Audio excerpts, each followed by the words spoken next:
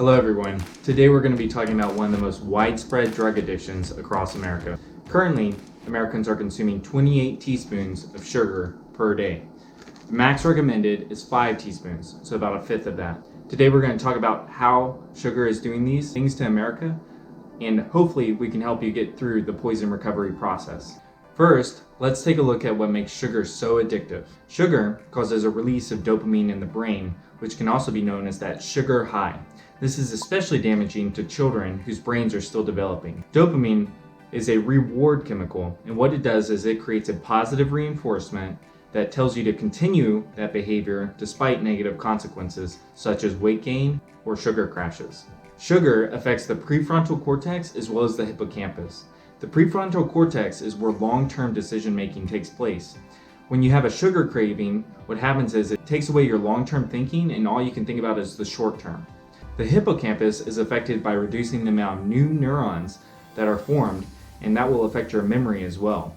The brain needs glucose to function, but the processed sugars that are put in foods today have a different reaction than the simple sugars that are found in fruits and simple carbohydrates.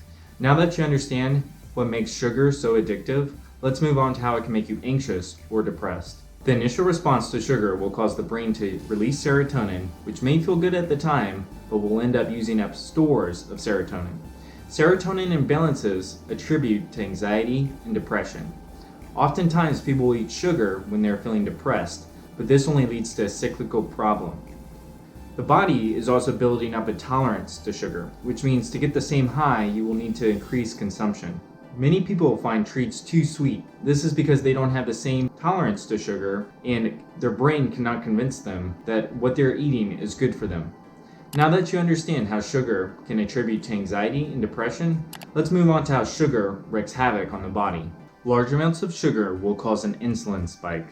Insulin signals the body to release a large amount of sugar into the blood. This may attribute to the feelings of a sugar rush and feel good at the time, but the body will use up the energy very quickly and a return of hunger will occur. The body may then experience low blood sugar, especially if the person has diabetes.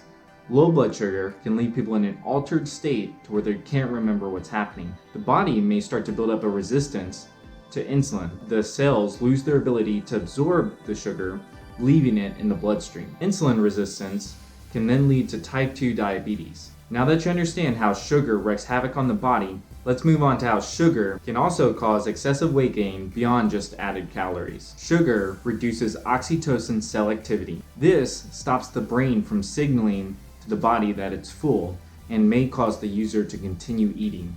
Oxytocin is also known as the love molecule. Sugar adds a lot of calories, but they are neither filling nor nutritious. This can lead to excessive weight gain, and excessive weight gain could lead to self-esteem issues and bad eating disorders.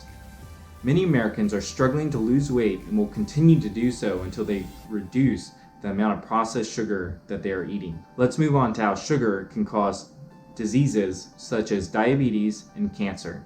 Sugar causes the liver to produce fatty acids. Fatty acids cause inflammation. Inflammation causes pain and swelling.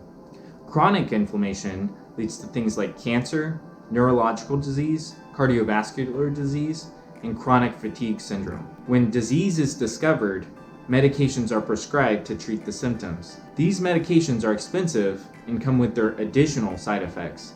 Long-term sugar abuse can reduce quality of life and life expectancy. Isn't it crazy that the food industry is getting people addicted to sugar, which leads to more patients for our medical industry, which is costing taxpayers money? The true cost of sugar is unknown, but let's move on to poison recovery. Who do we blame for our sugar addictions? Do we blame the food industries who continue to add it to almost everything? Do we blame the education system for not educating people properly on the harms of processed sugar? We could even blame our own brains, but that's not going to get us anywhere. The first step for any addict to get through recovery is to admit that they have a problem. Start off by taking processed sugars out of your diet, and when the cravings come, and they inevitably will, try to substitute those cravings for sugar found in fruits or simple carbohydrates. You may then find it easier to shed those excess pounds. The brain will start using different pathways as you seek to fill that need for dopamine, and your serotonin levels may start to stabilize. Your mood may be improved, and you will learn to deal with those anxious and depressed thoughts. The next time someone offers you a sweet made with highly processed sugar, I think a valid question to ask is, are you trying to poison me? If they don't take you seriously, go ahead and link them to this video.